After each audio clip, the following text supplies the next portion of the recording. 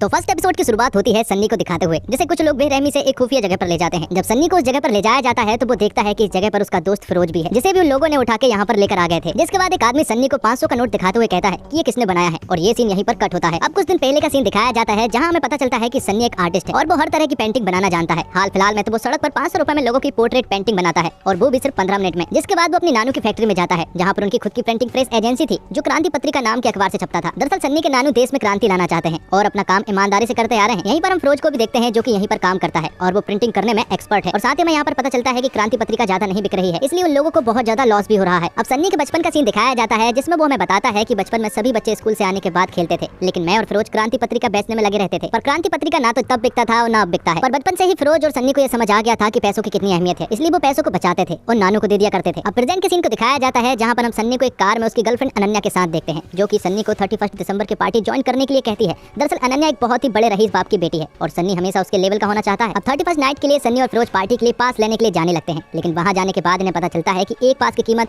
27,000 रुपए है। और वो आदमी सन्नी और फिरोज के पहनावे से समझ गया था कि इनकी पास खरीदने की औकात नहीं है, इसलिए वो आदमी इनसे ठीक ढंग से बात भी नहीं कर रहा था। ये देखकर सन्नी को गुस्सा आ जाता है और वो उस आदमी से झगड़ने लगता है, जिसके बाद वो दोनों यहाँ से चले जाते हैं। अब 31 नाइट के सीन को देखते हैं, जहाँ पर हम अनन्या को सन्नी की पार्टी में आते हुए देखते हैं। दरअसल सन्नी को तो पास नहीं मिले, इसलिए अनन्या को ही उसने यहाँ पर बुला लिया था। अनन्या जानती है कि सन्नी गरीब है और वो उसके लेवल का भी नहीं है, इसके बावजूद वो दोनों एक दूसरे से प्यार करते हैं और सन्नी हमेशा उसके लेवल का होना चाहता है। अब सभी के जाने के बाद हम फिरोज और सन्नी को बैठा हुआ देखते हैं, जहाँ पर कि सन्नी फिरोज से कहता है कि इस देश में पैसों की बहुत ज्यादा वैल्यू है और हम जैसे मिडिल क्लास लोग सिर्फ लोन पर जीते हैं और मरते दम तक इंटरेस्ट चुकाते रह जाते हैं, इसलिए किसी भी हालत में हमें कुछ बड़ा करना होगा। अब अगले दिन सन्नी जब फैक्ट्री में आता है तो वो देखता है कि यहाँ पर ढेर सारे लोग हैं और उसे पता चलता है कि क्रांति पत्रिका जल्दी बंद होने वाली है और ये फैक्ट्री भी जल्दी नीलाम हो सकती है, क्योंकि जिन लोगों से सन्नी के नानू ने लोन लिया था वो देने में पूरी तरह से नाकामयाब हो चुके हैं। तब सन्नी और फिरोज उनसे मिलने के लिए जाते हैं और उनसे कहते हैं कि उन्हें कुछ वक्त चाहिए, लेकिन वो आदमी सन्नी से कहता है कि आप लोग पहले से ही लेट हैं, इसलिए वो लोग उन्हें ज्यादा वक्त नहीं दे सकते। फिर भी उन लोगों को 1 महीने का समय दे दिया जाता है। तो अब सन्नी और फिरोज के लिए एक बहुत बड़ी प्रॉब्लम ये थी कि उनके पास पैसा नहीं है और ना ही कोई एक बड़ा बिजनेस है जिससे कि वो पैसे चुका सके। यहाँ पर सन्नी और फिरोज कई तरह के बिजनेस के बारे में सोचते हैं, लेकिन कोई भी बिजनेस जम नहीं रहा था। और जब वो दोनों बात कर ही रहे थे कि तभी सन्नी ने एक 500 के नोट का स्केच बना लिया था, जो कि हूबहू रियल नोट की तरह था। लेकिन फिरोज इसके लिए मना करता है और वो उससे कहता है कि नोट बनाना इतना आसान नहीं है, जिस पर कि सन्नी उसे समझाता है कि हमारे पास कोई और ऑप्शन नहीं है, हमें फर्जी नोट ही बनाना होगा, क्योंकि ये नोट भी किसी इंसान ने ही बनाया है और हम लोग तो प्रोफेशनल आर्टिस्ट हैं। अब कुछ दिनों के बाद सन्नी उन नोटों को एनालाइज करना शुरू करता है और नोटों की बारीक से बारीक चीजें वो देखना शुरू करता है। तब वो डिसाइड करते हैं कि वो लोग 500 का नकली नोट बनाएंगे। तो सबसे पहले तो सन्नी 500 के नोट का एक बढ़िया सा स्केच बनाता है, जिसमें कि 1% भी गलती नहीं थी, और फिरोज उस नोट की प्रिंटिंग करता है और देखते ही देखते उन लोगों ने 500 का जाली नोट बनाने में कामयाब हो चुके थे। और आखिर में उन लोगों ने उस नोट को चाय में डाल दिया था, जिससे कि वो हूबहू 500 की नोट की तरह ही दिख रहा था। तो अब सब कुछ कंप्लीट था, अब बारी थी उस नोट को चलाने की। तब सन्नी और फिरोज एक शराब की दुकान पर जाते हैं, जहाँ पर की काफी भीड़ थी। तो जैसे ही फिरोज उस आदमी को 500 का नोट देता है तो वो आदमी उस 500 के नोट को बड़े ही गहराई से देखने लगता है और उसे देखकर वो पूरी तरह से समझ गया था कि ये एक नकली नोट है। ये देखकर वो आदमी फिरोज को पकड़ने लगता है, लेकिन मौका देखकर सन्नी और फिरोज यहाँ से भाग निकलते हैं, जिनका कई सारे लोग पीछा भी कर रहे थे। आगे जाकर ये उन लोगों से पीछा छुड़ाकर एक जगह पर छिपते हैं, जहाँ पर कि फिरोज सन्नी से कहता है कि देश में बहुत बेरोजगारी है, क्योंकि आधे से ज्यादा लोगों को तो ये मालूम ही नहीं होगा कि आखिर वो हमें पकड़ क्यों रहे हैं। तब सन्नी और फिरोज ने जो नोट बनाए हैं वो नोटों को जलाने लगते हैं और सन्नी ये बात सोचता है कि आखिर उस नोट में गलती क्या थी। अब नेपाल के काठमांडू के सीन को दिखाया जाता है, जहाँ पर कि हम मंसूर नाम के एक आदमी को देखते हैं और ये आदमी भी दरअसल जाली नोट बनाने में एक्सपर्ट है और वो अपना काम नेपाल में ही ऑपरेट करता है। तो अब काठमांडू में मंसूर के एक आदमी से मीटिंग है, इसलिए मंसूर यहाँ पर आया था। और नेपाल में ही हम माइकल नाम के एक आदमी को देखते हैं, जो कि क्राइम ब्रांच का एक ऑफिसर है और उसे मंसूर के बारे में खबर है कि वो यहाँ पर आया है। तो माइकल अपने ऑफिसरों के साथ मिलकर मंसूर को पकड़ने की प्लानिंग बनाता है और जहाँ पर मंसूर की मीटिंग चल रही थी वहीं पर माइकल और उसके ऑफिसर पहुंच जाते हैं और वहाँ जाकर वो माइकल और उस आदमी को पकड़ लेते हैं। और यहाँ पर हमें पता चलता है कि माइकल और मंसूर एक दूसरे को पहले से ही जानते हैं। इसके बाद जब माइकल और उस आदमी को अरेस्ट करके यहाँ से ले जाया जा रहा था, तभी यहाँ पर मंसूर के कुछ आदमी आ जाते हैं और फायरिंग करना स्टार्ट कर देते हैं, जिससे कि यहाँ पर भगदड़ मच जाती है और मंसूर इसी का फायदा उठाकर यहाँ से भाग जाता है। तो माइकल के हाथों मंसूर के वो जाली नोट तो हाथ लग गए थे, लेकिन यहाँ से मंसूर भाग गया था और साथ ही माइकल के कुछ ऑफिसर भी यहाँ पर मारे गए थे। अब आगे हम सन्नी और फिरोज को देखते हैं, जहाँ पर कि सन्नी फिरोज से कहता है कि हमारे नोट में सबसे बड़ी गड़बड़ ये है कि हमारे नोट का कागज खराब है, इसलिए हम पकड़े गए। इसके बाद से ही सन्नी और फिरोज उस तरह के नोट के कागज को ढूंढना शुरू कर देते हैं, जो कि हूबहू रियल नोट की तरह हो। तो बहुत दिनों तक ढूंढने के बाद सन्नी को एक मैगजीन का कागज दिखता है, जो कि रियल नोट के कागज की तरह था, लेकिन वो काफी पतला था। तब ये लोग इसे डबल करके बनाने का सोचते हैं। तब उस मैगजीन के कागज को डबल करके ये लोग एक नोट भी बना देते हैं, जो कि हूबहू रियल नोट की तरह था और उसका कागज भी रियल नोट की तरह ही था। तो एक बार फिर से नोट पूरी तरह से तैयार हो चुका था और इस बार चलाने की जिम्मेदारी थी सन्नी की, इसलिए फिर से वो लोग शराब की दुकान पर पहुंच जाते हैं, जहाँ पर सन्नी फिरोज से कहता है कि अगर कुछ भी गड़बड़ हो तो मेरा हाथ खींच लेना। इसलिए सन्नी उस नोट को चलाने के लिए जब हाथ आगे बढ़ाता है तो कुछ देर तक तो वो शौक में था, क्योंकि उसे ऐसा लग रहा था कि शायद वो फिर से पकड़े जाएंगे और फिर से पिटेंगे, लेकिन इस बार वो कामयाब हो चुके थे। उसके हाथ में शराब थी और चेंज वाले पैसे भी हाथ में थे। तो सन्नी और फिरोज का नोट चल गया था, इसलिए वो दोनों बहुत ज्यादा खुश थे। जिसके बाद एपिसोड की शुरुआत में जो सीन दिखाया गया था वही सीन दिखाया जाता है, जिसमें कि एक 500 का नोट एक आदमी लेकर खड़ा हुआ था और वो आदमी कोई और नहीं बल्कि मंसूर था, जो कि सन्नी से पूछता है कि ये नोट किसने बनाया है और उसे कौन डिस्ट्रीब्यूट करता है। जिस पर कि सन्नी उसे बताता है कि ये नोट हमने बनाया है और हम ही इसे डिस्ट्रीब्यूट करते हैं। जिस पर कि मंसूर अपने आदमी से कहता है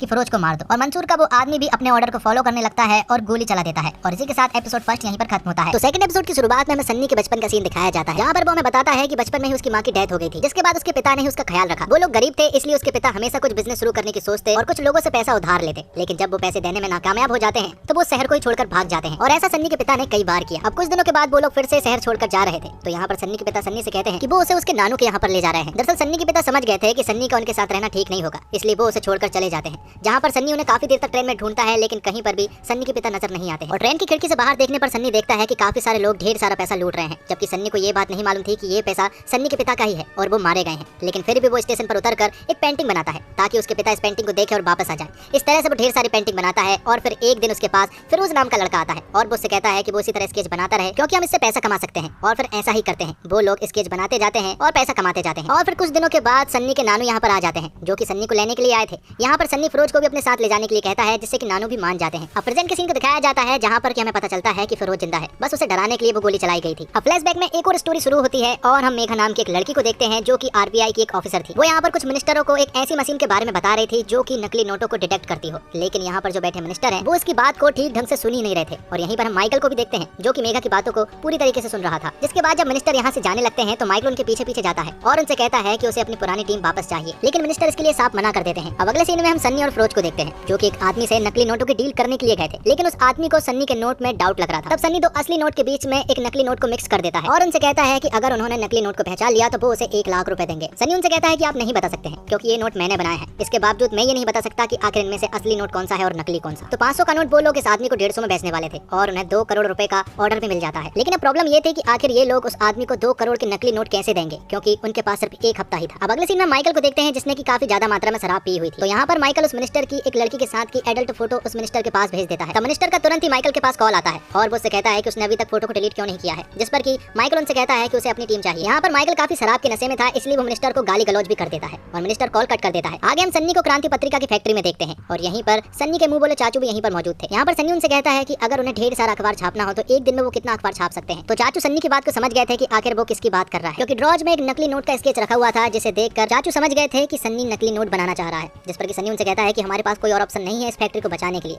इसलिए उन्हें ये रास्ता अपनाना ही होगा। यहाँ पर सन्नी अपना नकली नोट भी चाचू को बताता है और उनसे कहता है कि ये एकदम असली की तरह है, इसलिए इसे चेक करने के लिए वो एक रेस्टोरेंट में जाते हैं, जहाँ पर चाय ऑर्डर करने के बाद जब वो बिल देते हैं तो यहाँ का ओनर जब वो 500 के नोट को चेक करता है तो नहीं असली लगा और उन्होंने चुपचाप रख लिया। तो अब चाचू भी सन्नी और फिरोज के मिशन में जुड़ चुके थे, लेकिन वो सन्नी से कहते हैं कि हमें ढेर सारे नोट बनाने के लिए भी नोट की जरूरत पड़ेगी, क्योंकि अभी हमारे पास बिल्कुल भी पैसा नहीं है। तब सन्नी और फिरोज उसी आदमी के पास जाते हैं जिससे कि उन्होंने पहले से ही लोन ले रखा है। यहाँ पर वो उस आदमी से कहते हैं कि उन्हें कुछ पैसे चाहिए और पुराना वाला जो लोन है और अभी का जो लोन है वो 2 महीने के अंदर चुका देंगे, लेकिन इस बार भी उन्हें 1 महीने का ही समय मिलता है, जो कि उनके लिए काफी था। अब अगले सीन में मेघा को देखते हैं, जो कि अपने ऑफिस में थी, जहाँ उसे काठमांडू वाले मिशन के बारे में पता चलता है कि क्राइम ब्रांच के लोगों ने यहाँ से 2000 के नकली नोट बरामद किए थे और इस मिशन का हेड माइकल था, इसलिए मेघा माइकल को भी सर्च करने लगती है। अब अगले दिन माइकल फिर से मिनिस्टर के पास पहुंच जाता है और उनसे कहता है कि उसे अपनी टीम चाहिए, क्योंकि उसे एक मिशन पर जाना है। लेकिन यहाँ पर मिनिस्टर हाथ जोड़कर माइकल से कहता है कि वो उसे उसकी टीम नहीं दे सकता और साथ ही मिनिस्टर माइकल से कहता है कि उसे शराब पीकर गाली देना बंद करे, क्योंकि वो ब्लैकमेल नहीं होने वाला। अब फिरोज एक पेपर वाली फैक्ट्री में कॉल करता है और उनसे नोट वाले पेपर की मांग करता है, लेकिन वो एजेंसी गवर्नमेंट थी, इसलिए वो देने से साफ मना कर देते हैं। लेकिन उन्हें वो पेपर का बंडल किसी भी हालत में चाहिए था, इसलिए वो अपने एक दोस्त अनीस के पास जाते हैं और उससे मदद मांगते हैं।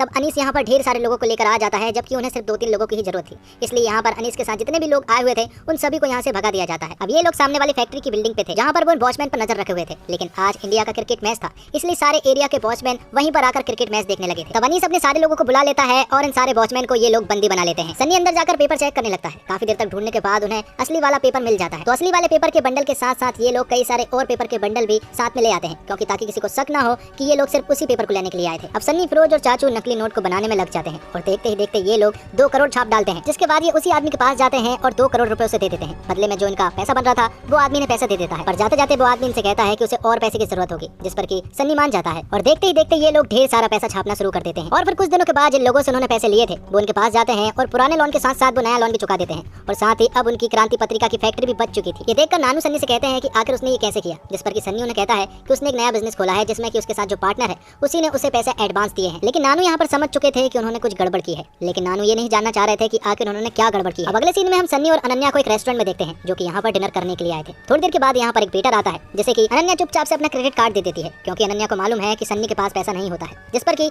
सन्नी अनन्या से कहता है कि उसने उसे क्रेडिट कार्ड क्यों दिया, क्योंकि उसके पास पैसे हैं, उसे हर बार इतना छोटा समझने की जरूरत नहीं है। जिसके बाद वो दोनों खाना खाने लगते हैं और आखिर में जब बिल चुकाने की बारी आती है तो यहाँ पर सन्नी अपने जाली नोट से बिल चुकाता है और दोनों यहाँ से चले जाते हैं और इनके जाने के बाद तुरंत ही मेघा और उसका एक दोस्त यहाँ पर आता है और वो दोनों यहाँ पर खाना खाने लगते हैं। दरअसल मेघा को ये लड़का देखने के लिए आया है क्योंकि उसके फैमिली वालों ने इस लड़के को पसंद किया है, लेकिन मेघा अभी शादी नहीं करना चाहती है। और खाना खाने के बाद जब बिल चुकाने की बारी आती है तो मेघा यहाँ पर पहले से ही एक नोट को देखती है जो कि 500 का था और उसे ये नोट नकली लगा, इसलिए वो तुरंत ही काउंटर पर जाती है और उनसे कहती है कि वो आरबीआई के ऑफिसर है, इसलिए हाल फिलहाल में जितने लोगों ने 500 के नोट देकर गए हैं वो सारे नोट उसे चाहिए। वहीं दूसरी तरफ हम माइकल को देखते हैं जो कि टीवी पर न्यूज देख रहा होता है और टीवी पर न्यूज थी कि किसी ने पेपर फैक्ट्री से ढेर सारे पेपर चुरा लिए हैं। और जब वो न्यूज देख ही रहा होता है कि तभी उसके पास मिनिस्टर का कॉल आता है और मिनिस्टर उससे कहता है कि उसे उसकी टीम मिल जाएगी, लेकिन उसे मेरा एक छोटा सा काम करना होगा, जिसके लिए माइकल मान जाता है। आखिर वो काम क्या था ये तो फिलहाल नहीं बताया गया। तो अब सन्नी ने लोन के पैसे भी चुका दिए थे और उनकी फैक्ट्री भी नीलाम होने से बच गई थी, जिसके बाद चाचू सन्नी से कहते हैं कि इतना सब कुछ हो जाने के बाद अब उन्हें प्रिंटर मशीन को बेच देनी चाहिए ताकि उनके पास कुछ और पैसा आ जाए। लेकिन यहाँ पर सन्नी उनसे कहता है कि ये सारी चीजें तो हमने अभी किसी के लिए की हैं, लेकिन अब हमें खुद के लिए भी कुछ पैसे कमाने हैं और अब वो एक लास्ट बार पैसा छापना चाहते हैं। वहाँ दूसरी तरफ मेघा ने उस नोट को लेकर ऑफिस आ गई थी और अपने दोस्त को भी बताती है कि ये नोट नकली है, जिसके बाद वो दोनों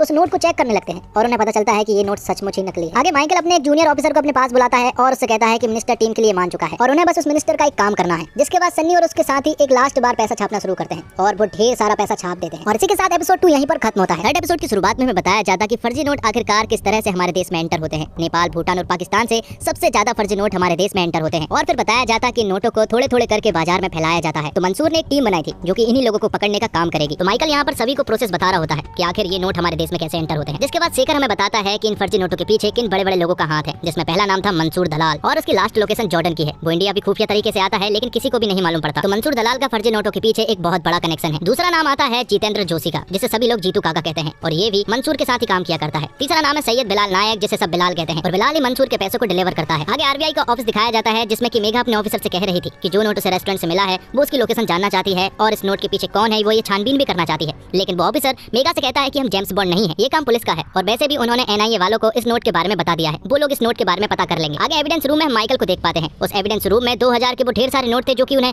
काठमांडू से मिले थे। यहाँ पर वो उन जाली नोटों में से ढेर सारे नोट अपने साथ रख लेता है क्योंकि इनके द्वारा वो इन्वेस्टिगेशन करना चाह रहा था। लेकिन यहाँ से निकलने के बाद वो एक मोबाइल शॉप पर जाता है जहाँ पर कि वो 2 आईफोन खरीदता है और पेमेंट वो उन्हीं जाली नोटों से करता है जो कि उसने हाल फिलहाल में एविडेंस रूम से लिए थे। तो एक आईफोन की कीमत 70,000 रुपए थी। दोनों आईफोन को खरीदने के बाद वो पहला आईफोन अपने साथी शेखर को गिफ्ट करता है और दूसरा आईफोन वो अपने बेटे व्योम के लिए रखता है। जिसके अगले सीन में हम सन्नी और फिरोज को देखते हैं जो कि एक क्लब में थे। दरअसल आज उनसे सूरत के एमएलए मिलना चाह रहे थे। दरअसल उन्हें एक बहुत बड़ी डील के बारे में उनसे डिस्कशन करना था। एमएलए यहाँ पर सन्नी से कहता है कि उन्हें 20 करोड़ रुपए के जाली नोट चाहिए और कहता है कि वो सौदे की बात हमेशा आमने सामने बैठकर करता है और बाहर आने के बाद उन्हें पता चलता है कि ये पैसे उन्हें ही डिलीवर करने पड़ेंगे। एमएलए के आदमी ये पैसे लेने नहीं आने वाले और ये डिलीवरी उन्हें 2 हफ्ते के अंदर ही करनी थी। तो 2 हफ्ते में 2 करोड़ रुपए के जाली नोट छापना एक बहुत बड़ा टास्क था। साथ ही इनके पास पेपर भी खत्म हो चुके थे क्योंकि 20 करोड़ के जाली नोट छापने में ढेर सारा पेपर चाहिए होगा और पेपर फैक्ट्री से ये बार-बार वो पेपर चुरा भी नहीं सकते हैं। जिसके बाद हम माइकल को देखते हैं जो कि अपने बेटे के बर्थडे पर आया हुआ था। यहाँ पर वो उसे आईफोन गिफ्ट करता है जिसे देखकर उसका बेटा खुश हो जाता है। साथ ही हमें यहाँ पता चलता है कि उसकी पत्नी यानी कि रेखा से उसकी बिल्कुल भी नहीं बनती है। बात तो डिवोर्स तक पहुंच चुकी है, इसके बावजूद वो किसी तरह से रिश्ता निभा रहे हैं। अब अगले सीन में मेघा अपने ऑफिसर के पास जाती है और उन्हें बताती है कि उसे क्राइम ब्रांच के ऑफिसर माइकल के साथ काम करने का मौका मिला है, इसलिए वो कुछ दिनों की लीव चाहती है। अगले सीन में हम चाचू और फिरोज को एक एजेंसी में देखते हैं जो कि एक बूढ़े आदमी का पहचान पत्र बनवाने के लिए गए थे। दरअसल वो लोग इस एजेंसी के द्वारा वो पेपर चाहते थे, इसलिए वो अपनी खुद की एजेंसी खोलते हैं और उन्हें लाइसेंस भी मिल चुका था। अब एजेंसी तो खुल चुकी थी, अब वहाँ पर काम करने के लिए उन्हें कोई लड़की की भी जरूरत थी, इसलिए वो एक जॉब निकालते हैं और ढेर सारी लड़कियों का इंटरव्यू लेते हैं जिसमें कि उन्हें एक लड़की पसंद आ जाती है जो कि 3 लैंग्वेज में बात कर रही थी, इसलिए उसकी जॉब पक्की हो जाती है। आगे हम मेघा को देखते हैं जो कि माइकल सर के पास आई हुई थी और उन्हें बताती है कि वो आरबीआई में काम करती है और जाली नोट पकड़ने में एक्सपर्ट है और साथ ही वो उन्हें बताती है कि उसने एक ऐसी चिप भी बनाई है जिससे कि जाली नोटों को पकड़ा जा सकता है। यहाँ पर उसे एक नोट दिया जाता है और उससे कहा जाता है कि इस नोट की पहचान करो कि ये असली है या फिर नकली। तो वो अपने मोबाइल का एक ऐप निकालती है और उस नोट को स्कैन करने के बाद बताती है कि ये नोट नकली है। मेघा उनसे कहती है कि उन्हें मेरी जरूरत जरूर पड़ेगी, इसलिए माइकल उसे जॉब पर रख लेता है। अब अगले सीन में हम फिरोज और अनीस को एक टेलीफोन डायरेक्टरी के ऑफिस में देखते हैं। दरअसल वो यहाँ से ढेर सारी टेलीफोन डायरेक्टरी खरीदना चाहते थे और 50% के भाव से वो यहाँ की टेलीफोन डायरेक्टरी खरीद लेते हैं। अब अगले दिन मेघा माइकल सर के पास आती है और उनसे कहती है कि कुछ दिन पहले वो एक रेस्टोरेंट में गई थी जहाँ उसे 500 का एक जाली नोट मिला है और वो चाहती है कि जिसने ये नोट बनाया हम उसे ढूंढे। शहर में 100 से ज्यादा प्रिंटिंग प्रेस है लेकिन उस रेस्टोरेंट के आसपास सिर्फ 11 ही ऐसे प्रिंटिंग प्रेस है जहाँ पर कि ये नोट छपे जा सकते हैं और अगर हमने वो 11 प्रिंटिंग प्रेस चेक कर लिए तो यकीनन वो आदमी हमें मिल जाएगा जिसने ये नोट बनाया है। लेकिन यहाँ पर माइकल सर मेघा से कहते हैं कि फिलहाल ये जरूरी नहीं है, वो तो आराम से पकड़ा जाएगा, अभी फिलहाल सिर्फ हमें मंसूर पर फोकस करना है। इतना बोलकर माइकल और शेखर यहाँ से चले जाते हैं। लेकिन मेघा को उन 11 प्रिंटिंग प्रेस की इन्वेस्टिगेशन करनी थी, तब वो माइकल के बिना परमिशन के एक परमिशन लेटर पर उनकी सील ले लेती है और जाकर पुलिस वालों को बता देती है जिससे कि वो उसके साथ कोऑपरेट करना शुरू कर देते हैं और धीरे धीरे करके वो शहर के उन सारे प्रिंटिंग प्रेस को चेक करने लगते हैं जहाँ पर की अखबार छपे जा सकते हैं और रास्ते में उन्हें क्रांति पत्रिका नाम का प्रिंटिंग प्रेस दिखता है, इसलिए वो उस जगह पर जाने लगते हैं। यहाँ दूसरी तरफ सन्नी और फिरोज बिना टेंशन के पैसों को छाप रहे थे, लेकिन थोड़ी ही देर के बाद चाचू को मालूम पड़ता है कि उनके प्रिंटिंग प्रेस के सामने पुलिस आ चुकी है। तो वो तुरंत ही सन्नी को बताते हैं और सन्नी को जब ये बात पता चलती है तो वो तुरंत ही खिड़की पर जाते हैं और उन लोगों को देखते हैं और लोगों को ऐसा लग रहा था कि फैक्ट्री को बंद देखकर ये यहाँ से निकल जाएंगे, लेकिन ये लोग तो अंदर आने का ठान कर बैठे थे। मशीन भी आवाज कर रही थी लेकिन ये लोग मशीन भी बंद नहीं कर सकते थे क्योंकि अगर इन्होंने मशीन बंद की तो एक बहुत बड़ा बंडल का नुकसान हो जाएगा। तो 15 मिनट में वो बंडल पूरी तरह से छपकर तैयार हो जाएगा। और तभी चाचू के पास उन पुलिस वालों का कॉल आता है। तब चाचू उनका ध्यान बटाने के लिए बाहर चले जाते हैं, जिस पर कि वो पुलिस वाले चाचू से कहते हैं कि इस फैक्ट्री को खोलो। जिस पर कि चाचू उनसे कहते हैं कि वो इस फैक्ट्री का ओनर नहीं है, इस फैक्ट्री का ओनर माधव है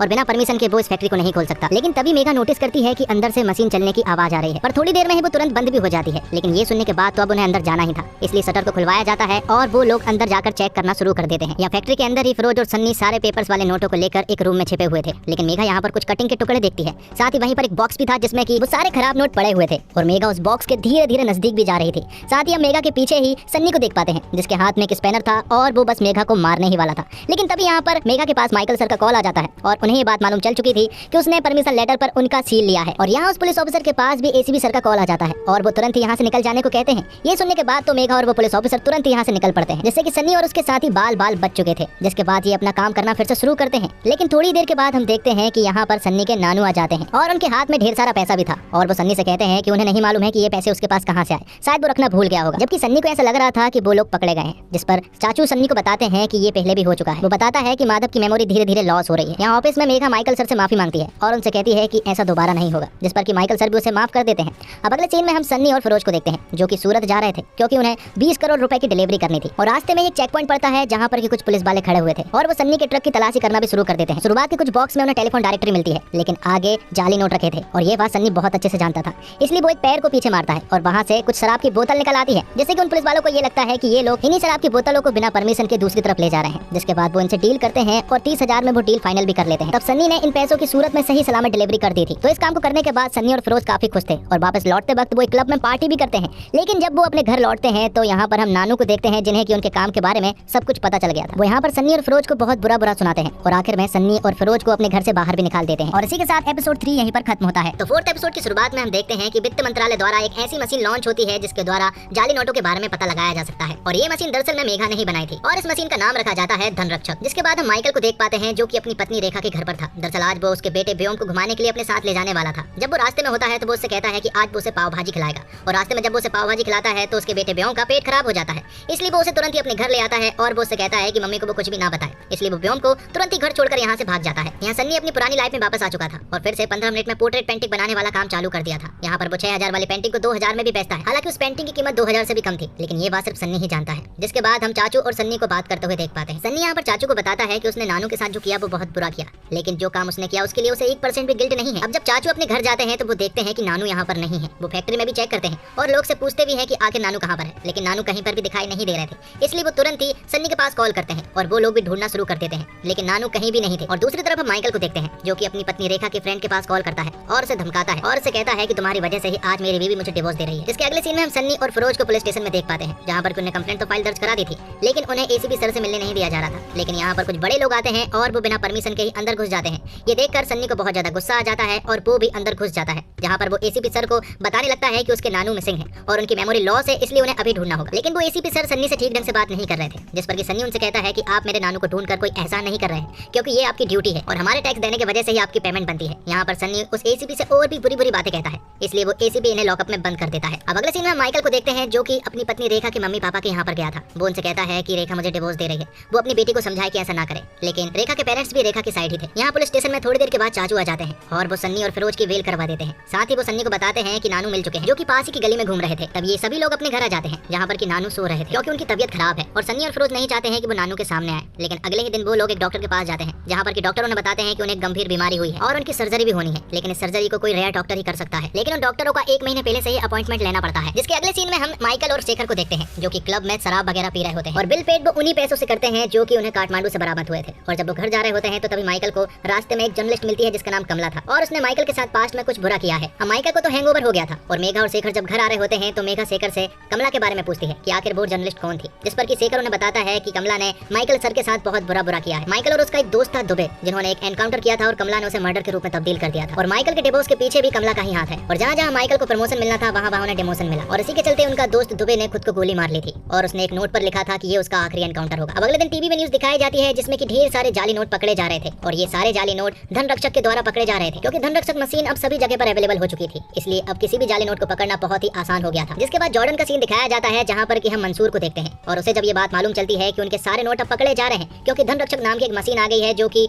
उनके नोट को बेरहमी से पकड़ रहा है। जिसके बाद मंसूर का ही एक आदमी उसे एक 500 का नोट देता है और मंसूर से कहता है कि ये नोट नकली है, लेकिन ये एक ऐसा नोट है जो कि धनरक्षक मशीन में डिटेक्ट नहीं हुआ था और आसानी से निकल गया था। तब ये सुनने के बाद मंसूर को इस नोट और उस आदमी में इंटरेस्ट आ जाता है जिसने कि ये नोट बनाया है। तो अब रात को जब सन्नी और फिरोज सो रहे थे तो रातों रात सन्नी और फिरोज को उठा लिया जाता है, जिसके बाद सन्नी की मुलाकात होती है मंसूर से और मंसूर यहाँ पर सन्नी से पूछता है कि क्या वो 500 का नोट तुमने बनाया है, जिस पर कि सन्नी हाँ कहता है और जिसके बाद मंसूर अपने 2000 का नोट सन्नी को देता है और उससे कहता है कि इस नोट में क्या गड़बड़ी है, जिस पर कि सन्नी उन्हें कहता है कि पेपर सॉलिड है लेकिन इसमें बहुत सारी कमियां हैं, लेकिन फाइनल टच देने के बाद ये नोट सुपर हो सकता है। और साथ ही मंसूर यहाँ पर सन्नी से कहता है कि क्या वो मेरे साथ काम करेगा, लेकिन इसके लिए सन्नी पूरी तरह से मना कर देता है और वो उससे कहता है कि उसने ये काम करना बंद कर दिया है। लेकिन मंसूर यहाँ पर सन्नी को बहुत देर तक मनाता है और फिर आखिर में सन्नी को मानना ही पड़ता है, जिसके बाद उन दोनों को सही सलामत उनके घर छोड़ दिया जाता है और इसी के साथ एपिसोड 4 यहीं पर खत्म होता है। तो 5th एपिसोड की शुरुआत में हम सन्नी को देखते हैं जिसे मंसूर ने जॉर्डन लेकर आया था, क्योंकि अब उन्हें ढेर सारे नोट छापने थे। यहाँ पर पहुंचने के बाद सन्नी सबसे पहले 2000 के नोट की डिजाइन तैयार करता है जो कि काफी कॉम्प्लिकेटेड थी और साथ ही फिरोज और सन्नी यहाँ पर देखते हैं कि मंसूर के पास एक से एक हाईटेक वाली मशीन है जिनसे आसानी से ढेर सारा पैसा छापा जा सकता है। तो बस सन्नी को अब एक ऐसा नोट बनाना था जो कि धनरक्षक मशीन में डिटेक्ट ना हो पाए। तो फाइनली उन लोगों ने 2000 का नोट बना लिया था, लेकिन वो धनरक्षक मशीन में बार बार डिटेक्ट हो रहा था। लेकिन आखिरकार उन्होंने एक ऐसा नोट बना लिया था जो कि धनरक्षक मशीन में डिटेक्ट नहीं हो रहा था, मतलब कि अब ये नोट मार्केट में उतरने के लिए एकदम तैयार था। जिसके बाद मंसूर सन्नी को अपने कुछ दोस्तों से मिलाता है जिनमें कि जीतू काका और बिलाल थे। यहाँ पर मंसूर बिलाल को नोट बताते हुए कहता है कि उन्होंने नोट तैयार कर लिया है। दरअसल बिलाल ही वो आदमी है जो कि बिलाल के नोटों को डिस्ट्रीब्यूट करता है। जिसके बाद नोट छापने शुरू हो जाते हैं और ये लोग कई हजार करोड़ नोट छाप बैठते हैं। अब अगले सीन में माइकल को देखते हैं जो कि चेल्लम सर से बात कर रहा होता है और चेल्लम सर को आपने द फैमिली मैन सीरीज में पहले भी देख चुके होंगे, जो कि रॉ के एक ब्रिलियंट एजेंट है। और यहाँ पर चेल्लम सर माइकल को बताते हैं कि उन्हें बिलाल की लोकेशन पता चल गई है। चेल्लम सर माइकल को बताते हैं कि बिलाल बांग्लादेश में है और ये बात पता होने के बाद तो माइकल तुरंत ही अपने ऑफिसरों के पास जाता है और उन्हें बताता है कि बिलाल बांग्लादेश में है और किसी भी हालत में हमें बिलाल को पकड़ना ही होगा। लेकिन ये भी एक ओवरसीज मिशन होने वाला था और जो काठमांडू में हुआ वो यहाँ भी ना हो जाए, इसलिए उन्हें तो गहलोत से परमिशन लेनी ही होगी। जिसके बाद हम सन्नी को देखते हैं जो कि अपने चाचू से बात कर रहा होता है और चाचू उससे आगे की प्लानिंग के बारे में पूछते हैं, लेकिन यहाँ पर सन्नी चाचू को कुछ भी नहीं बताता है और ना ही मंसूर के बारे में बताता है। जिसके बाद डॉक्टर सन्नी और चाचू को हॉस्पिटल बुलाती है, जहाँ पर कि वो उन्हें बताती है कि अगले हफ्ते नानू की सर्जरी होना पॉसिबल है क्योंकि डॉक्टर यहाँ पर अवेलेबल है और अगले हफ्ते ही उनकी सर्जरी हो जाएगी। लेकिन इतने जल्दी ये सब कैसे हुआ सन्नी को कुछ भी समझ नहीं आ रहा था, लेकिन तभी हमें पता चलता है कि ये सब कुछ दरअसल में मंसूर ने किया है और डॉक्टर और पैसों का अरेंजमेंट उसी ने किया है। और जब चाचू से फिर से पूछते हैं तो यहाँ पर सन्नी उन्हें फिर से कुछ नहीं बताता है। अब अगले सीन में हम माइकल को देखते हैं और बिलाल को पकड़ने के लिए बांग्लादेश के मिशन के लिए उसे गहलोत से परमिशन लेनी थी, लेकिन यहाँ पर गहलोत परमिशन नहीं देता है और वो माइकल से कहता है कि उसे जो करना है वो कर ले,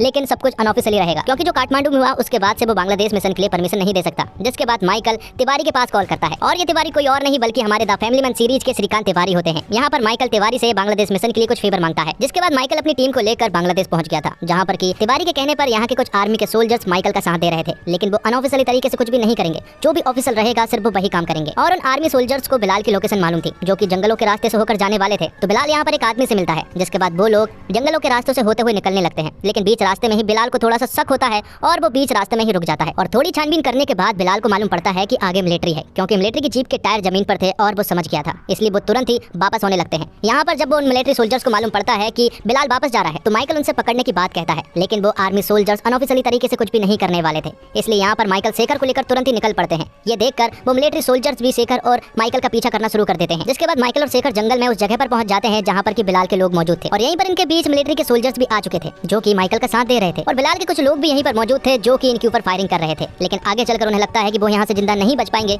इसलिए बिलाल के वो सभी लोग सरेंडर कर देते हैं। लेकिन बिलाल यहाँ से चुपचाप भागने की कोशिश करने लगता है, लेकिन शेखर उसका पीछा करता है और आखिरकार शेखर बिलाल को पकड़ लेता है। अब आगे हम सियारा नाम की एक लेडी को देखते हैं जो कि मंसूर के पास थी। यहाँ पर वो लेडी मंसूर को बताती है कि बिलाल को पुलिस वालों ने बांग्लादेश में अरेस्ट कर लिया है और अब उनके पास से साथ सारी इन्फॉर्मेशन भी जाने वाली है, इसलिए वो बिलाल की जगह पर एक दूसरे बंदे को हायर करने का कहती है और मंसूर के पास एक आदमी है और वो आदमी है सनी। अब आगे माइकल बिलाल से पूछताछ कर रहा था, वो पूछताछ करना शुरू करता है, लेकिन बिलाल यहाँ पर कुछ भी नहीं बोलता है। तो माइकल बिलाल के पैर में गोली मार देता है और फिर से पूछताछ करना शुरू करता है। और जब माइकल बिलाल को अगली गोली मारने वाला होता है कि तभी बिलाल माइकल से कहता है कि उसका पर्स चेक करे, जिसमें कि कुछ 2000 के जाली नोट भरे पड़े थे और वो उन्हें बताता है कि ये नोट नकली है। तो माइकल उन नोट को ऑफिस में लेकर आ जाता है और धनरक्षक मशीन से जब उन्हें चेक किया जाता है तो ये नोट डिटेक्ट नहीं हो रहे थे। तो माइकल सोचता है कि अब ये एक बहुत बड़ी प्रॉब्लम है, क्योंकि अगर ये नोट हमारे इंडिया में आ गया तो इसे पकड़ने के लिए हमारे पास कोई भी मशीन नहीं है। जिसके बाद हम मंसूर को देखते हैं जो कि सन्नी के पास आता है और वो तब हॉस्पिटल में होता है। यहाँ पर मंसूर उसके नानू से भी मिलता है और उनके पेंटिंग की काफी तारीफ भी करता है और वो बताता है कि वो सन्नी के साथ बिजनेस करता है। जिसके बाद सन्नी और मंसूर अकेले में कुछ बातें कर रहे होते हैं, जिसमें कि मंसूर सन्नी को बताता है, मंसूर यहाँ पर सन्नी को बताता है कि पुलिस वालों ने बिलाल को बांग्लादेश में अरेस्ट कर लिया है और कहता है कि क्राइम ब्रांच की तरफ से एक सेल भी बना है जो कि इन्हीं लोगों को पकड़ने का काम कर रहा है। तो अगर उस टीम में हमारा कोई बंदा हो तो ये बहुत अच्छा रहेगा, जिससे कि अगले कदम के बारे में हमें पहले ही पता चल जाएगा। और वो ये भी कहता है कि विदेश में जो हमारा हजारों करोड़ों का पैसा है वो भी सेफ नहीं है, उसे जल्द से जल्द इंडिया भी लाना होगा। जिसके बाद सन्नी ये सारी बातें फिरोज को बताता है और थोड़ी देर के बाद यहाँ पर चाचू आ जाते हैं जो कि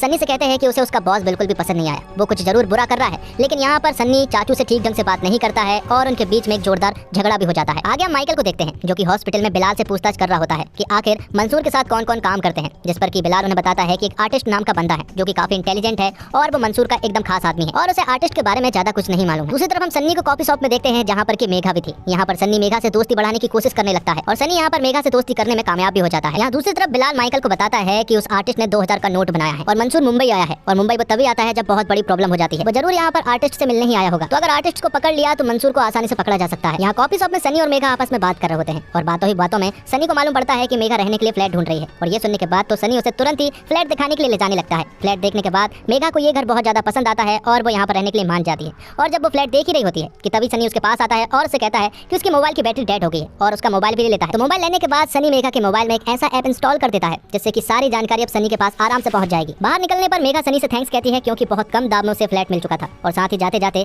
मेघा सनी से कहती है कि क्या वो लोग सैटरडे को मिल सकते हैं, जिस पर कि सनी हाँ कहता है। और जब मेघा के पास मैसेजेस आना शुरू होते हैं तो यहाँ हमें पता चलता है कि ये सारे मैसेजेस दरअसल में सन्नी को भी दिखाई दे रहे हैं और इसी के साथ एपिसोड 5 यहीं पर खत्म होता है। तो 6 एपिसोड की शुरुआत में हम मंसूर और सनी को देखते हैं। यहाँ पर मंसूर सनी से कहता है कि उन्हें एक ऐसे नए रूट की तलाश है जिससे कि आसानी से पैसों को इंडिया लाया जा सके। तो अब इनका टारगेट एक ऐसे रूट को खोजना था जिसके बारे में किसी को भी नहीं मालूम हो, क्योंकि बिलाल पुलिस वालों की कस्टडी में है और बिलाल पुलिस वालों को सारे रूट के बारे में बता देगा। जिसके बाद हम माइकल के कुछ ऑफिसरों को बिलाल से पूछताछ करते हुए देख पाते हैं। यहाँ पर बिलाल ने अपने एक इन्फॉर्मर से बात की थी जो कि मंसूर के साथ ही रहता था और उसने कोड वर्ड में बिलाल से बात की थी कि कोई भी रूट सेफ नहीं है लेकिन माल बहुत ज्यादा है और वो माल किसी भी हालत में इंडिया में जरूर पहुंचेगा। वो बताता है कि 12,000 करोड़ को इंडिया में लाने का प्लान है लेकिन वो किस रूट से आने वाला है ये उसे नहीं मालूम है। अगले सीन में हम सनी और मेघा को एक रेस्टोरेंट में देखते हैं। दोनों यहाँ पर काफी सारा वक्त बिताते हैं और ढेर सारी बातें भी करते हैं और जब वो दोनों बात कर ही रहे होते हैं कि तभी यहाँ पर सनी की एक्स गर्लफ्रेंड आ जाती है जिसका नाम अनन्या होता है। तो अनन्या यहाँ पर मेघा से बात करती है और उसे जलन भी हो रही थी और थोड़ी देर के बाद अनन्या यहाँ से चली जाती है और फिर तभी मेघा के पास कुछ मैसेजेस आते हैं जिसमें कि शेखर सर ने कहा था कि उन्हें एक जरूरी बात करनी है, इसलिए सभी लोग मीटिंग में पहुंचे। यहाँ माइकल सर सभी को बता रहे होते हैं कि 12,000 करोड़ को इंडिया में लाया जाना है और वो किस रूट से आने वाला है ये हमें नहीं मालूम है लेकिन हमें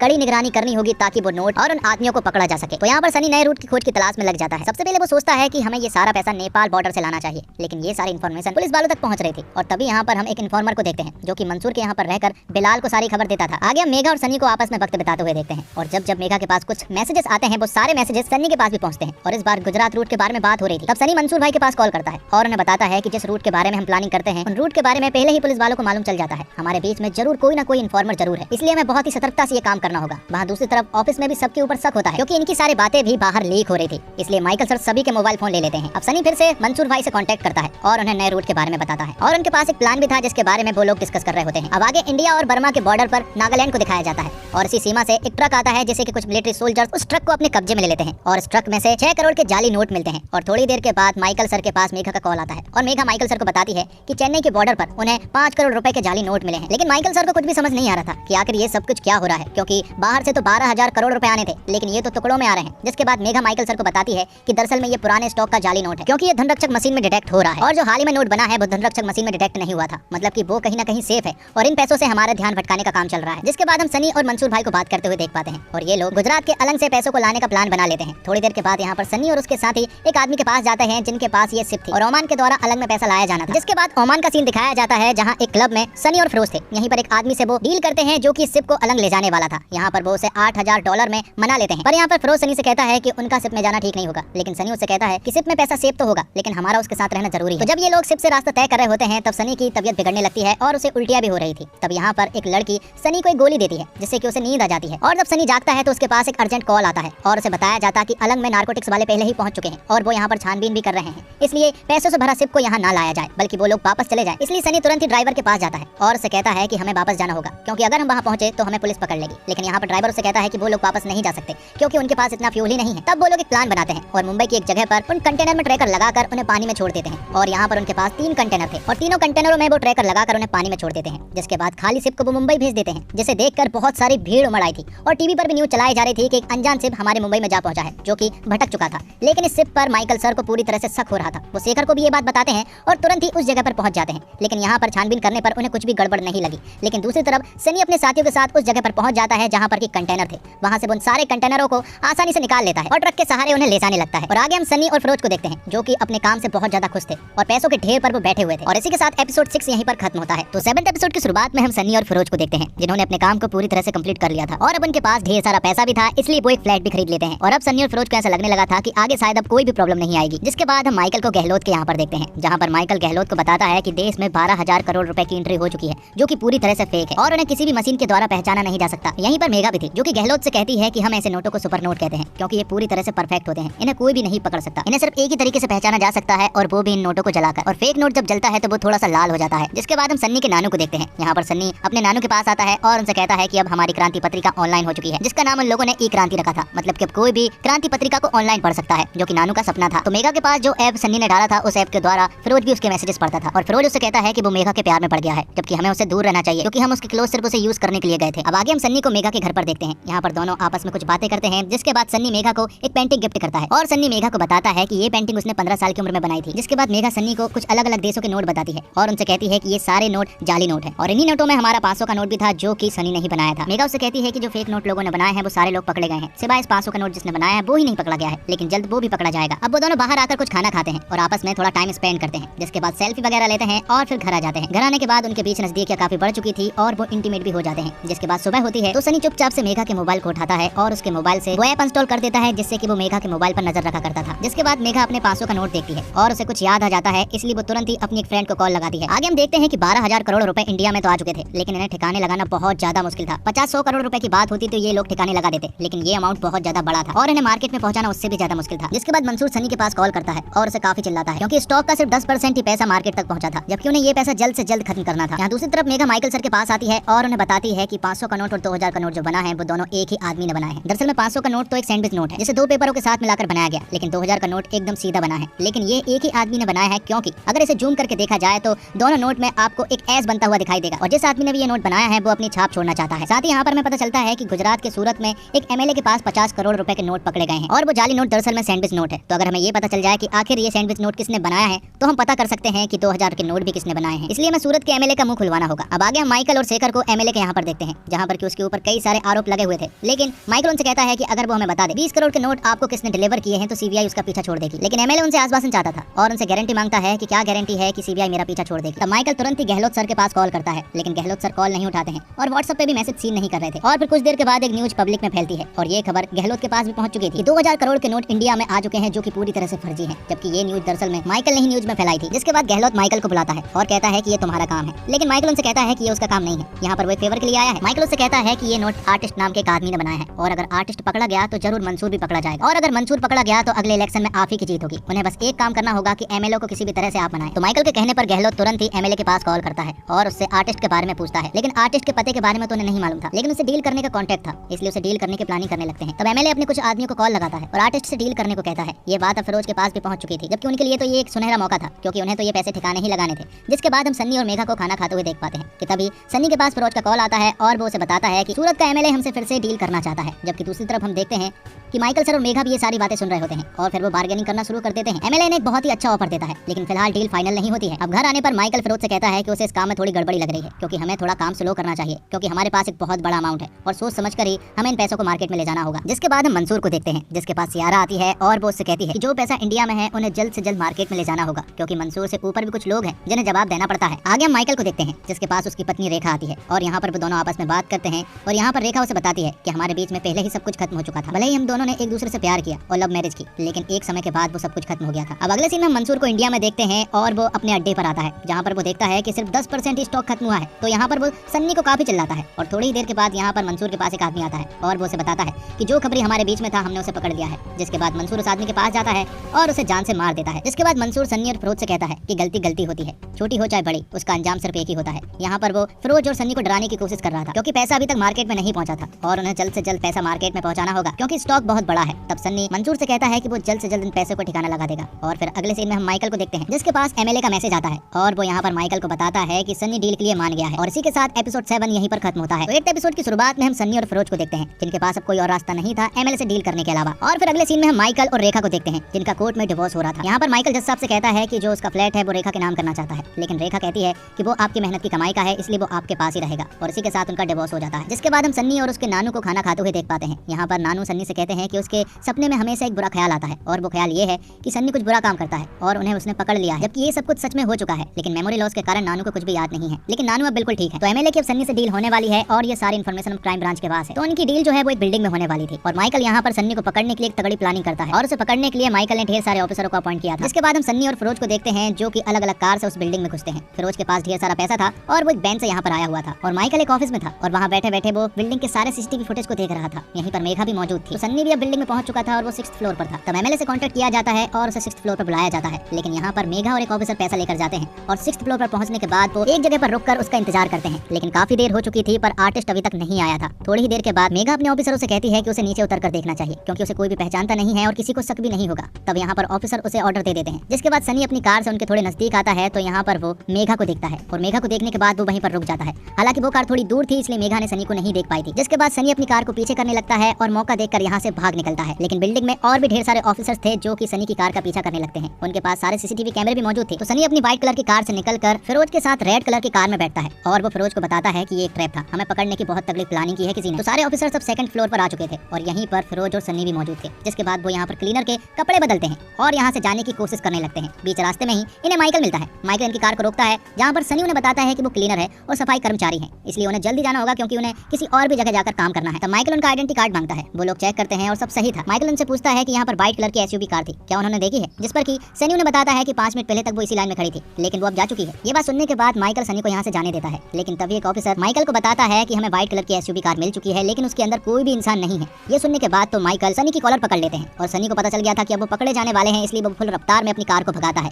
और यहाँ से बाहर निकलने की कोशिश करने लगता है। बाहर तो सनी सही सलामत निकल चुका था लेकिन उसके पीछे पुलिस की ढेर सारी कार पड़ जाती है। आगे जाने के बाद ये ट्रैफिक सिग्नल पर रुकते हैं जहाँ पर की ढेर सारा ट्रैफिक था। पुलिस वाले भी यहाँ पर आ चुके थे और वो नीचे उतरकर उनकी कार तक पहुँचने लगते हैं और ये सब कुछ सनी भी देख रहा होता है। लेकिन थोड़ी ही देर के बाद ट्रैफिक क्लियर हो जाता है और ये यहाँ से निकल पड़ते हैं। आगे जाने के बाद उन्हें कुछ पुलिस वाले फिर से घेर लेते हैं जो कि इनके जस्ट पीछे ही थे। ये देखकर फिरोज कहने लगता है सनी से कि हमें सरेंडर कर देना चाहिए, लेकिन सनी ये नहीं करना चाहता था। उसके दिमाग में एक आइडिया आता है और वो फिरोज से कहता है कि पैसों को उड़ाना शुरू कर। तब तुरंत ही फिरोज पीछे जाता है और फिर पैसों को उड़ाना शुरू कर देता है और जैसे ही पैसे उड़ना शुरू होते हैं तो यहाँ पर ट्रैफिक लग जाता है और लोग पैसे लूटने में लग जाते हैं और एक बहुत लंबा ट्रैफिक भी लग जाता है। ये सारी चीजें होते हुए सनी और फिरोज भी बार बार पीछे मुड़कर देख रहे होते हैं और इसी के चलते उनकी गाड़ी अनबैलेंस हो जाती है और उनकी कार का भी एक्सीडेंट हो जाता है। इसके बाद वो किसी तरह से बचते बचाते कार से निकलते हैं। लेकिन यहाँ पर भी पब्लिक इकट्ठी हो चुकी थी और वो सभी लोग भी पैसे को लूटने में लगे हुए थे। थोड़ी देर के बाद यहाँ पर माइकल सर और मेघा भी पहुंच चुकी थी। मेघा माइकल सर से कहती है कि हमने उन्हें खो दिया, लेकिन माइकल सर ने फिरोज और सनी का चेहरा देख लिया था, इसलिए उनके पहचान करवाने के लिए वो सारे सीसीटीवी फुटेज को चेक करवाने के लिए कहता है। और थोड़ी देर के बाद यहाँ पर गहलोत का कॉल माइकल सर के पास आता है। गहलोत उनसे कहता है कि वो उसकी सारी की सारी टीम को टर्मिनेट कर रहा है। लेकिन यहाँ पर माइकल सर गहलोत से कहते हैं कि अभी भी सब कुछ ठीक हो सकता है, इन सारे मसले के पीछे मंसूर का हाथ है और अगर हम उसे ओपन कर दे तो वो पूरी तरह से डर जाएगा और हमारे पास उसके खिलाफ एविडेंस भी है। तो माइकल सर के कहने पर गहलोत ऐसा ही करता है और सारे न्यूज चैनल पर सिर्फ मंसूर की बातें ही चल रही थी। ये देखकर मंसूर तिलमिला उठता है और तुरंत ही जमील के पास कॉल करता है और उससे कहता है कि सनी को जल्दी से पकड़ कर लाओ, इससे पहले कि पुलिस उसे पकड़े उसे हमें पकड़ना होगा। अब घर पहुंचने पर फिरोज और सनी आपस में झगड़ रहे होते हैं क्योंकि वो सनी से कहता है कि उसे मेघा के मोबाइल से वो ऐप इंस्टॉल नहीं करना चाहिए था। अगर वो आज उसे इंस्टॉल नहीं करता तो हमें ये सारी खबर आज मालूम होती और ट्रैप होने की भी सारी इन्फॉर्मेशन हमारे पास होती। लेकिन यहाँ पर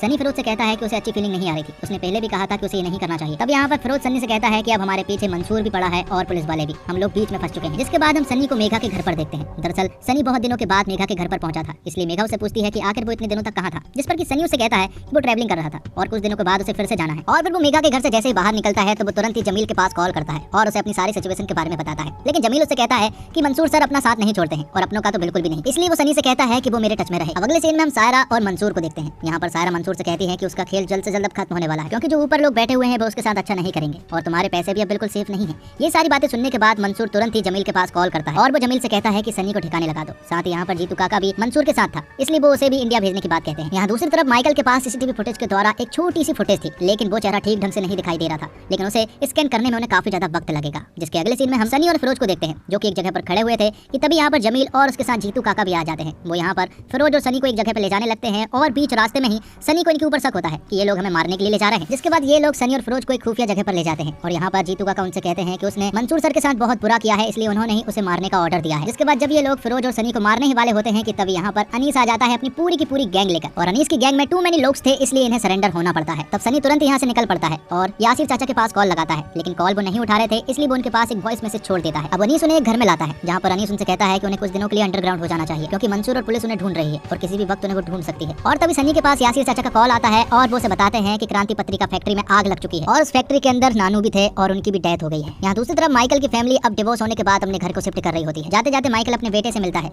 और खुशी खुशी उनसे बाय कहता है। जिसके बाद अनीस सनी और फिरोज के पास आता है और उन्हें ट्रेन की टिकट्स देता है और उनसे कहता है कि उनकी ट्रेन रात को है। तब सनी यहाँ पर फिरोज से कहता है कि वो स्टेशन चला जाए, वो उसे स्टेशन पर ही मिलेगा, उसे एक छोटा सा काम करना है। जिसके बाद सनी अपनी गन को निकाल कर यहाँ से निकल पड़ता है। तो यहाँ सनी का चेहरा स्कैन हो रहा था और स्क्रीन के आगे मेघा बैठी हुई थी, लेकिन सिर्फ 50% चांसेस ही है कि सनी का चेहरा एक्सपोज होगा, लेकिन अगर एक्सपोज हुआ तो वो सबसे पहले मेघा को ही दिखाई पड़ेगा। यहाँ माइकल सर अपनी फैमिली से बिछड़कर पूरी तरह से डिप्रेस्ड हो चुके थे और खुद को बहुत ज्यादा अकेला महसूस कर रहे थे, इसलिए वो यहाँ पर शराब भी पी रहे होते हैं। जिसके बाद मंसूर के अड्डे को दिखाया जाता है जहाँ पर की जमील था और थोड़ी थोड़ी ही देर के बाद यहाँ पर सनी आ जाता है और वो जमील से बात करने की कोशिश नहीं करता, बल्कि उसे धाए धाए गोली मारकर उसे जान से मार देता है, क्योंकि सनी बहुत ज्यादा गुस्से में है, क्योंकि उसके नानू को इन्होंने ही मारा है, ये उसे मालूम है। अंदर जाकर भी वो सभी को चुन चुन कर मारता है। फैक्ट्री के अंदर कई सारे लोग मौजूद थे जो कि उसके ऊपर अटैक भी करते हैं। इसी कारण सनी थोड़ा सा घायल भी हो जाता है। आखिर में वो जीतू काका को मारता है और अंदर के लॉकर को खोलने के लिए उसका पासवर्ड डलवाता है। अंदर जाने पर वो देखता है कि अभी भी ढेर सारा रुपए है और तभी जीतू काका के पास मंसूर का वीडियो कॉल आता है, जो कि सनी उठाता है। और मंसूर जब सनी को देखता है तो उसकी हालत पतली हो जाती है। यहाँ पर सनी मोबाइल को एक जगह पर रखता है और पूरे पैसों में पेट्रोल छिड़क कर उनमें आग लगा देता है और वो मंसूर से कहता है कि वो उसके पास जल्द आ रहा है, जिसके बाद मंसूर सिसक सिसक कर रोने लगता है। यहाँ मेगा उस स्क्रीन के सामने बैठी हुई थी और वो चेहरा कितना स्कैन हुआ ये हमें नहीं बताया गया। दूसरी तरफ फिरोज भी सनी का इंतजार कर रहा होता है स्टेशन पर, लेकिन सनी तो मंसूर के लोगों की बुरी तरह से बैंड बजाने में लगा हुआ था। और इसी के साथ एपिसोड 8 यहीं पर खत्म होता है। तो दोस्तों उम्मीद करता हूँ आपको ये सीरीज पसंद आई होगी। सीरीज पसंद आई हो और वीडियो थोड़ी भी अच्छी लगी हो तो वीडियो को लाइक जरूर कीजिएगा और इसी तरह की वीडियोस पाने के लिए आप हमारे चैनल को सब्सक्राइब भी कीजिएगा।